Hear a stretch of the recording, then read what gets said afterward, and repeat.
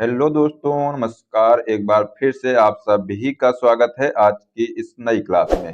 तो आज की इस क्लास में हम लेकर आए हैं जो रेलवे ग्रुप डी का एग्जाम चल रहा है उसकी अब तक की जितनी शिफ्ट हो चुकी हैं सभी शिफ्ट के आधार पर साइंस के टॉप सिलेक्टेड 65 क्वेश्चन। तो इसलिए अगर आप लोगों का एग्जाम भी नहीं हुआ है और आगे शिफ्ट में लगा हुआ है तो आप लोग जो है इस क्लास को बिना स्किप किए हुए शुरू से लास्ट तक जरूर देखिएगा, क्योंकि दोस्तों हमने इसमें सिलेक्टेड क्वेश्चन लिए हैं जिस प्रकार के एग्जाम में क्वेश्चन पूछे जा रहे हैं सेम उसी प्रकार के क्वेश्चन इस क्लास में हम लोग देखने वाले हैं। तो आइए दोस्तों क्लास को शुरू करते हैं।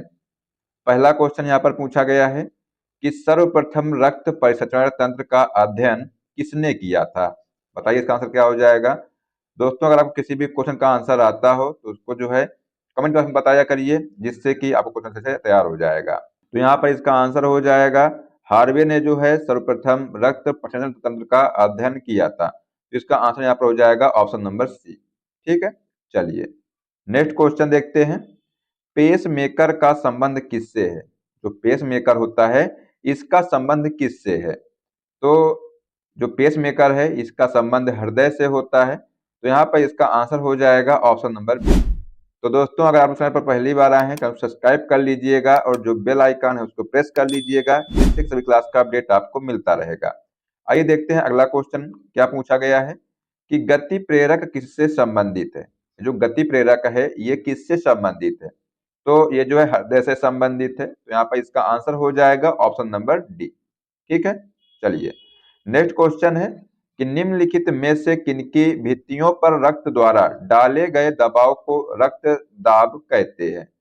तो ये जो धमनी होती है इनकी भित्तियों पर रक्त द्वारा जो डाले गए दबाव को रक्त दाब कहते हैं। तो यहाँ पर इसका आंसर हो जाएगा ऑप्शन नंबर डी। अगला क्वेश्चन है कि सोते समय रक्त दाब में क्या परिवर्तन होता है। तो सोते समय जो है रक्त दाब में जो है ये घटता है। क्या होता है। तो सोते समय जो है रक्तदाब घटता है। तो यहाँ पर इसका आंसर हो जाएगा ऑप्शन नंबर ए। ठीक है, चलिए नेक्स्ट क्वेश्चन देखते हैं कि मनुष्य के शरीर में हृदय को एक बार धड़कने के लिए कितना समय लगता है। तो ये जो है 0.8 सेकंड का समय लगता है एक बार धड़कने के लिए। तो यहाँ पर इसका आंसर हो जाएगा option number C. Next question है कि स्वस्थ मनुष्य में प्रति मिनट हृदय स्पंदन होता है। बताइए क्या होगा इसका आंसर कि स्वस्थ मनुष्य में जो है प्रति मिनट हृदय स्पंदन होता है। तो ये जो है 72 बार होता है। आसान प्रश्न था। तो इसका आंसर जो है जिसने भी ऑप्शन नंबर बी लगाया है उसका राइट आंसर हो जाएगा। नेक्स्ट क्वेश्चन देखते हैं कि मानव हृदय में कितने कोष्ठक होते हैं। तो जो मानव का हृदय होता है इसमें 4 कोष्ठक होते हैं। तो यहाँ पर इसका आंसर हो जाएगा ऑप्शन नंबर सी। अगला क्वेश्चन की बात करते हैं। पूछा गया है कि नाड़ी दर कहाँ से मापा जाता है। तो ये जो है धमनी से मापा जाता है। तो यहाँ पर इसका जो ऑप्शन नंबर ए है ये इसका राइट आंसर हो जाएगा। ठीक है, अगला क्वेश्चन है कि शरीर की विशालतम धमनी है। जो शरीर है इसकी जो विशालतम धमनी कौन सी है। जो एरोटा है ये जो है शरीर की विशालतम धमनी है। तो यहाँ पर इसका आंसर हो जाएगा ऑप्शन नंबर सी। ठीक है, चलिए बढ़ते हैं अगले क्वेश्चन की तरफ। पूछा गया है कि रक्त में पाई जाने वाली धातु है। तो रक्त में जो है लोहा धातु पाई जाती है, यानी कि जो आयरन होता है ये जो है रक्त में पाया जाता है। ठीक है, तो ये आप लोग यहाँ पर ध्यान रखिएगा। इसका जो ऑप्शन नंबर सी है ये इसका राइट आंसर हो जाएगा। नेक्स्ट क्वेश्चन है कि रक्त का शुद्धिकरण कहाँ होता है। तो जो रक्त है इसका शुद्धिकरण किडनी में होता है। तो यहाँ पर इसका आंसर हो जाएगा ऑप्शन नंबर सी। ठीक है, चलिए अगला क्वेश्चन देखते हैं कि मानव शरीर में खून के शुद्धिकरण की प्रक्रिया को क्या कहते हैं। तो मानव शरीर में खून के जो शुद्धिकरण की प्रक्रिया है इसको डायलिसिस कहते हैं। तो यहाँ पर इसका आंसर हो जाएगा option number C. Next question है रक्त में लाल रंग निम्न में से किसके कारण होता है। तो रक्त में लाल रंग जो है हीमोग्लोबिन के कारण होता है। तो यहाँ पर इसका आंसर हो जाएगा ऑप्शन नंबर डी। चलिए बढ़ते हैं दोस्तों अगले क्वेश्चन की तरफ। पूछा गया है यहाँ पर कि हीमोग्लोबिन में होता है। तो इसमें जो है लोहा होता है, मतलब इसमें जो आयरन पाया जाता है हीमोग्लोबिन में। तो यहाँ पर इसका आंसर हो जाएगा ऑप्शन नंबर ए।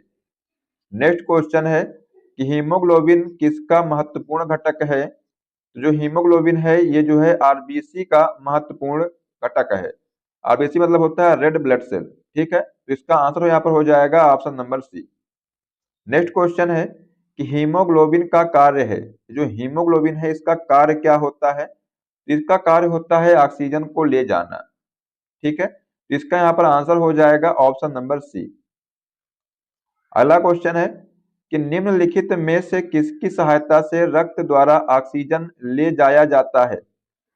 तो यहाँ पर जो लोहित कोशिकाएं हैं इनकी सहायता से जो है रक्त द्वारा ऑक्सीजन ले जाया जाता है। ठीक है, तो इसका यहाँ पर आंसर हो जाएगा ऑप्शन नंबर बी।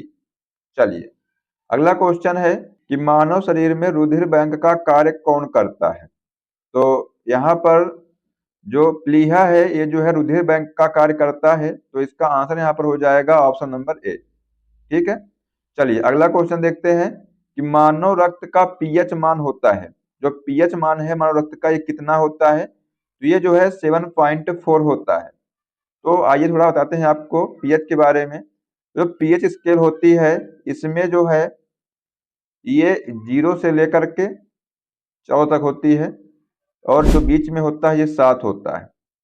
तो जिसका पीएच मान 7 से अधिक होता है तो वो जो है क्षारीय होता है। ठीक है, और जिसका पीएच मान 7 से कम होता है वो जो है अम्लीय होता है।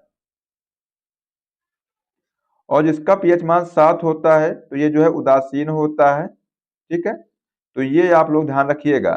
तो जो 7.4 है मतलब जो रक्त है इसका पीएच मान कितना होता है, 7.4 होता है।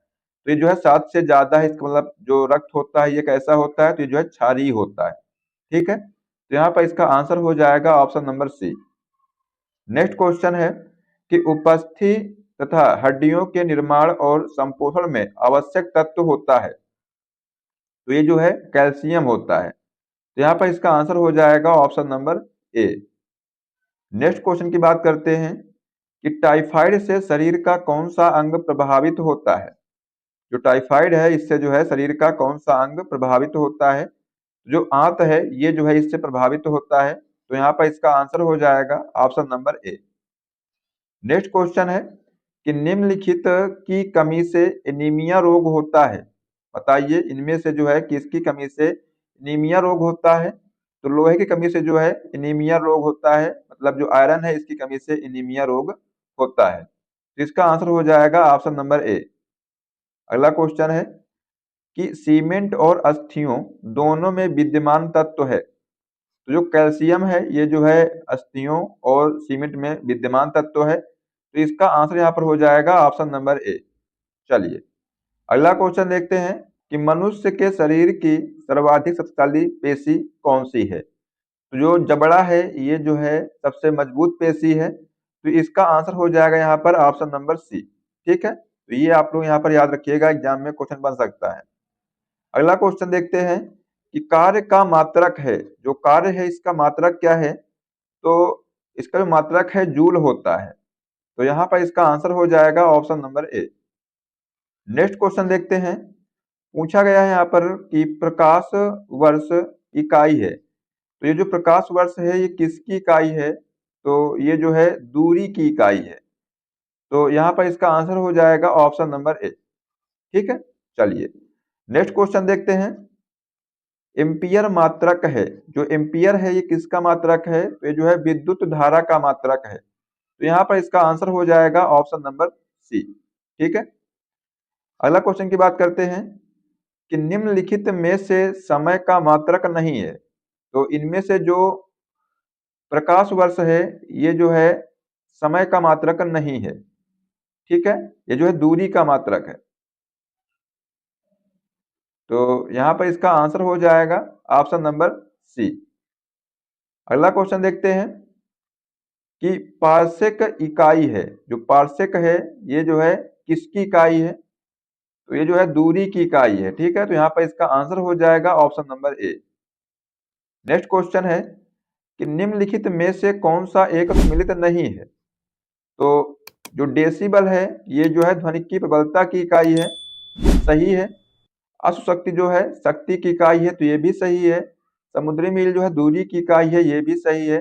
जो सेल्सियस है ये ऊष्मा की इकाई है, तो ये जो है यहाँ पर सुमेलित नहीं है, क्योंकि जो सेल्सियस है ये जो है टेम्परेचर की इकाई है, मतलब तापमान की इकाई है। ठीक है, तो यहाँ पर इसका आंसर हो जाएगा ऑप्शन नंबर डी। चलिए नेक्स्ट क्वेश्चन की बात करते हैं। ल्यूमेन किसका मात्रक है? जो ल्यूमेन है ये किसका मात्रक है? तो ये जो है ज्योति प्लस का मात्रक है ल्यूमेन। ठीक है, तो इसका आंसर यहाँ पर हो जाएगा ऑप्शन नंबर बी। बात करते हैं अगले क्वेश्चन की कि पास्कल इकाई है, तो जो है दाब की इकाई क्या है? तो ये जो है पास्कल होती है, तो यहाँ पर इसका आंसर हो जाएगा ऑप्शन नंबर बी।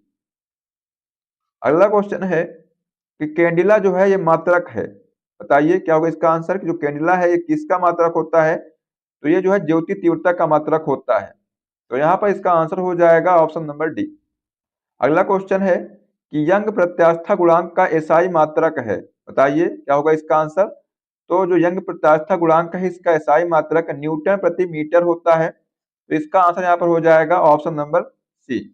ठीक है, चलिए अगला क्वेश्चन देखते हैं कि निम्नलिखित युग्मों में से किन भौतिक राशियों के समान विमीय सूत्र नहीं है? तो यहाँ पर जो कार्य एवं ऊर्जा है इसके समान विमीय सूत्र होते हैं, आवेग एवं संवेग के और भार एवं बल के जो है विमीय सूत्र समान होते हैं। जो बल एवं दाब है इसके जो विमीय सूत्र समान नहीं होते हैं, तो यहाँ पर इसका आंसर हो जाएगा ऑप्शन नंबर ए। ठीक है, चलिए अगला क्वेश्चन है कि अदिश राशि है, तो यहाँ पर जो अदिश राशि है ये ऊर्जा है, ऊर्जा क्या है? तो ये जो है अदिश राशि है। बाकी जो संवेग है और जो बल आघूर्ण है ये जो है सदिश राशि है, तो यहाँ पर इसका आंसर हो जाएगा ऑप्शन नंबर ए। ठीक है, चलिए अगला क्वेश्चन देखते हैं कि निम्नलिखित में से सदिश राशि है, तो इसमें जो वेग है ये जो है सदिश राशि है, बाकी जो द्रव्यमान है, समय है और जो लंबाई है ये जो है अदिश राशि है। ठीक है, ये अभी आप लोग ध्यान रखिएगा, तो यहाँ पर इसका आंसर हो जाएगा option number A. Next question है कि पदार्थ के संवेग और वेग के अनुपात से कौन सी भौतिक राशि प्राप्त की जाती है? तो पदार्थ के संवेग और वेग के अनुपात से जो है द्रव्यमान प्राप्त किया जाता है। ठीक है, क्योंकि इसका जो फार्मूला होता है P बराबर होता है mv, मतलब P जो होता है संवेग होता है, तो P बटे V जो अनुपात निकल कर आ गया, और ये किसका मान के बराबर है? तो ये जो है द्रव्यमान के बराबर है। ठीक है, तो ये आप लोग यहाँ से देख सकते हैं, तो इसका आंसर हो जाएगा द्रव्यमान। ठीक है, जिसने भी इसका आंसर जो ऑप्शन नंबर सी लगाया है उसका राइट आंसर यहाँ पर हो जाएगा। नेक्स्ट क्वेश्चन है कि शून्य में स्वतंत्र रूप से गिरने वाली वस्तुओं की डैश समान त्वरण होता है, मतलब शून्य में जो है स्वतंत्र रूप से जो गिरने वाली वस्तुएं हैं इनका जो त्वरण है ये समान होता है, तो यहाँ पर इसका आंसर हो जाएगा ऑप्शन नंबर सी। अगला क्वेश्चन है कि कच्ची चीनी को रंग विहीन करने हेतु प्रयोग किया जाता है, तो इसमें जो है एनिमल चारकोल का प्रयोग किया जाता है, तो इसका आंसर यहाँ पर हो जाएगा ऑप्शन नंबर बी। ठीक है, नेक्स्ट क्वेश्चन है कि शुष्क सेल की धनात्मक छड़ होती है, जो शुष्क सेल है इसकी जो धनात्मक छड़ है ये ग्रेफाइट की होती है, तो यहाँ पर इसका आंसर हो जाएगा ऑप्शन नंबर ए। ठीक है, ग्रेफाइट की जो है ये छड़ होती है। चलिए अगला क्वेश्चन देखते हैं कि निम्नलिखित में से कौन एक बहुलक नहीं है? तो इनमें से जो स्टार्च है ये जो है एक बहुलक नहीं है, तो यहाँ पर इसका आंसर हो जाएगा ऑप्शन नंबर सी। ठीक है, स्टार्च जो है एक बहुलक नहीं है। नेक्स्ट क्वेश्चन है कि कपूर को किस विधि द्वारा शुद्ध किया जाता है? जो कपूर है इसको जो है किस विधि के द्वारा जो है शुद्ध किया जाता है? तो ये जो है ऊर्ध्वपातन के द्वारा जो है शुद्ध किया जाता है, तो इसका आंसर हो जाएगा यहाँ पर ऑप्शन नंबर ए ऊर्ध्वपातन। ठीक है, चलिए अगला क्वेश्चन है कि कार्बनिक यौगिक में हाइड्रोजन के अतिरिक्त कौन सा तत्व सामान्यता होता है? तो कार्बनिक यौगिक में जो है हाइड्रोजन के अतिरिक्त कार्बन जो है ये तत्व सामान्यता होता है, तो यहाँ पर इसका आंसर हो जाएगा ऑप्शन नंबर बी। ठीक है, चलिए नेक्स्ट क्वेश्चन है कि प्रयोगशाला में संश्लेषित किया जाने वाला प्रथम कार्बनिक यौगिक था, तो प्रयोगशाला में जो है संश्लेषित किया जाने वाला जो प्रथम कार्बनिक यौगिक था ये था यूरिया। तो इसका आंसर यहाँ पर हो जाएगा option number A. Next question है कि बिजली में लगी आग को बुझाने में प्रयुक्त होता है, तो बिजली में लगी आग को बुझाने में पायरीन अग्निशामक जो है प्रयुक्त होता है, तो इसका आंसर यहाँ पर हो जाएगा ऑप्शन नंबर ए। ठीक है, चलिए नेक्स्ट क्वेश्चन है कि किण्वन कैसी अभिक्रिया है। बताइए क्या होगा इसका आंसर। जो किण्वन है ये कैसी अभिक्रिया है, तो ये जो है ऊष्माक्षेपी अभिक्रिया है, तो यहाँ पर इसका आंसर हो जाएगा ऑप्शन नंबर सी। ठीक है, नेक्स्ट क्वेश्चन देखते हैं कि शराब का निर्माण किस क्रिया के परिणाम स्वरूप होता है। तो शराब का निर्माण जो है ये किण्वन क्रिया के जो है परिणाम स्वरूप होता है, तो यहाँ पर इसका आंसर हो जाएगा option number D. Next question है कि सिरका को लैटिन भाषा में क्या कहा जाता है। जो सिरका है इसको जो है लैटिन भाषा में क्या कहा जाता है, तो इसको जो है एसिटम कहा जाता है। ठीक है, तो यहाँ पर इसका आंसर हो जाएगा ऑप्शन नंबर ए। चलिए अगला क्वेश्चन है कि नींबू खट्टा किस कारण से होता है। जो ये नींबू है ये खट्टा जो है साइट्रिक अम्ल के कारण होता है, तो यहाँ पर इसका आंसर हो जाएगा option number C. Next question है कि अंगूर में कौन सा अम्ल पाया जाता है। जो अंगूर है इसमें जो है टार्टरिक अम्ल पाया जाता है, तो यहाँ पर इसका आंसर हो जाएगा ऑप्शन नंबर बी। ठीक है, चलिए बात करते हैं अगले क्वेश्चन की। तो पूछा गया है यहाँ पर कि इमली में कौन सा अम्ल पाया जाता है। जो इमली है इसमें जो है कौन सा अम्ल पाया जाता है, तो यहाँ पर आंसर हो जाएगा टार्टरिक अम्ल। ठीक है, जिसने भी इसका आंसर जो नंबर डी लगाया है उसका यहाँ पर राइट आंसर हो जाएगा। नेक्स्ट क्वेश्चन है कि फोटोग्राफी में कौन सा अम्ल प्रयोग किया जाता है। जो फोटोग्राफी है इसमें जो है कौन सा अम्ल प्रयोग किया जाता है, तो इसमें जो है ऑक्जेलिक अम्ल प्रयोग किया जाता है, तो यहाँ पर इसका आंसर हो जाएगा ऑप्शन नंबर सी। चलिए अगला क्वेश्चन देखते हैं कि मानव गुर्दे में बनने वाली पथरी प्रायः बनी होती है। तो मानव गुर्दे में जो है बनने वाली जो पथरी है ये प्रायः है कैल्शियम ऑक्जिलेट की बनी होती है, तो यहाँ पर इसका आंसर हो जाएगा option number A calcium oxalate. ठीक है, चलिए नेक्स्ट क्वेश्चन है कि निम्न में से किस उर्वरक में सबसे अधिक नाइट्रोजन तत्व होता है। जो यूरिया है इसमें जो है सबसे अधिक नाइट्रोजन तत्व होता है, तो इसका आंसर यहाँ पर हो जाएगा ऑप्शन नंबर ए। ठीक है, अगला क्वेश्चन पूछा गया है कि निम्नलिखित में से कौन शुष्क धुलाई के काम आता है। जो बेंजीन है ये जो है शुष्क धुलाई के काम आता है, तो यहाँ पर जो है इसका आंसर हो जाएगा ऑप्शन नंबर सी।